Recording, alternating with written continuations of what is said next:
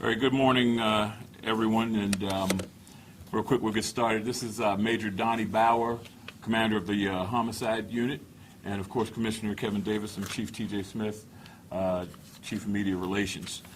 This is in reference to the shooting that took place on November 30th at about 6 p.m. over on Garrison Blvd. And before we get started, I want to go back to this video that we put out to the public asking for assistance and identifying this murder. So.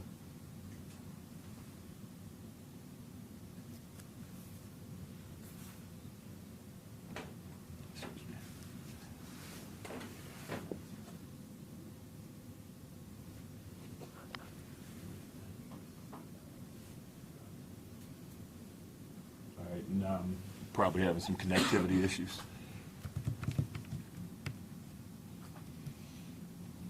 The hotspot in the office.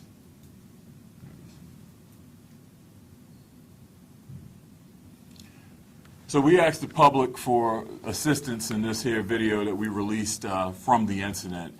And there were some things that, of course, we noticed in this, and we talked about how the colors were inverted on this video. This was a brutal murder that happened at 6 o'clock in the evening. Of course, it's only dark this time of year, but this was a heavily traveled area this time of the day. You can see the parking lot's full of vehicles.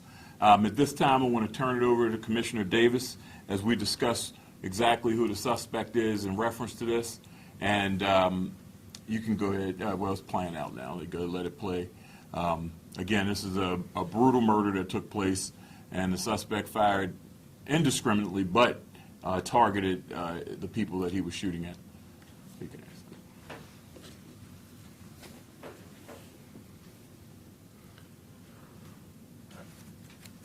Okay, thank you, Chief Smith, and good morning. This Garrison Blvd killer is identified as Damon Dwight Alexander of the 2800 block of Westwood Avenue in Baltimore. He has been arrested. He was identified thanks in part to tips from the community and a lot of really good detective work by our homicide detectives. He was located asleep on his couch in a family member's home in the 2800 block of Westwood Avenue just this morning, and he was taken into custody without incident. This killer is a member of the BGF gang. BGF continues to be a persistent problem for the city.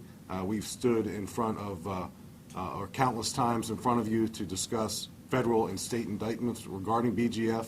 A lot of work needs to be done with BGF. He is on probation for felony theft, and our killer is also on probation for the possession of a stolen regulated firearm. We know that this case is an act of retaliatory violence in reference to another violent incident that occurred just in that same neighborhood. We believe that 4 of the people shot, the 4 males, were intended targets. An older male and an older female, the 51 and the 49-year-olds, we do not believe were intended targets. So he shot 4 intentionally, and the other 2 were shot and not intended targets at all. The victims in this case are not, and this is important for the community, are not numbers 288 and 289. Their names are Devon Dozier and Troy Smothers. They have families, they have friends, they have loved ones who are still grieving their loss. We know that we have this number of 300 in our city implanted in our heads, and that number of 300 is unacceptable. And today, as you all are well aware, we stand at 299. Those are 299 too many lives lost to senseless violence in our city this year. The families, however, don't know these folks by numbers. They know them as names and loved ones. The historic national spike in 2015 with murders and violence continues in several of our big cities and big counties across our country. Fortunately, the number of victims in Baltimore, the number of homicide victims in Baltimore this year has bucked the national trend, but we're certainly far from where we need to be, and they are not numbers that we are collectively proud of, and we have a lot of work to do.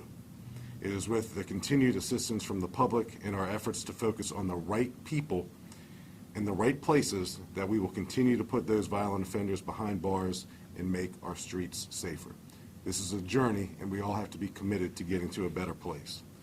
This partnership is beyond the police and the state's attorney's office. It's a partnership involving all of us, the police, the state's attorney, our federal partners, and most importantly, the community. I'll turn it back over to Chief Smith. Was this, Hold on real quick, Jeff, sorry.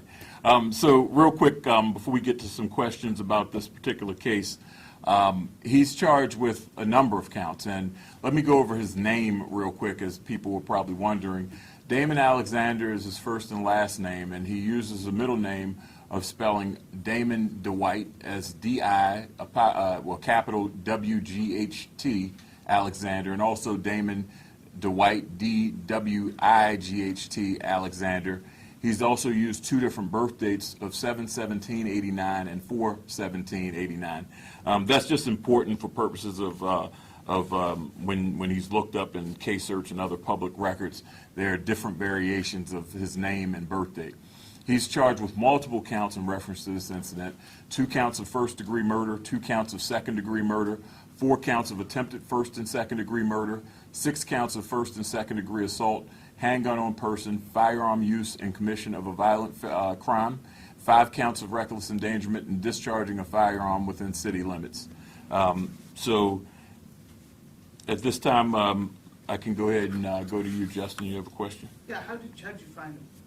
Our warrant apprehension task force have been working different avenues to locate him, and they were able to locate him this morning sleeping on a family member's couch. Was it through tips or? Like, No, he was actually identified through tips, and I'm going to get to that slide in just a second. Matter of fact, I'll go to that now. This is very important, and Major Bauer and the homicide unit wanted me to pass along to the community.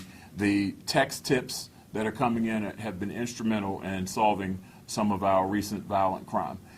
This is a number that we want everybody to have locked in their phones. That's 443-902-4824. And you can send in your links to whether it's Instagram, Periscope, Facebook, Twitter, whatever people are posting and talking about these crimes they commit, because they do. You can send that to us. You can send us the profile of a potential suspect. We're getting them all at this number, and we do appreciate it. We also have an email address set up at homicidetips@baltimorepolice.org. You can continue to call the detectives directly at 410-396-2100, and of course Metro Crime Stoppers at 1-866-7-LOCKUP.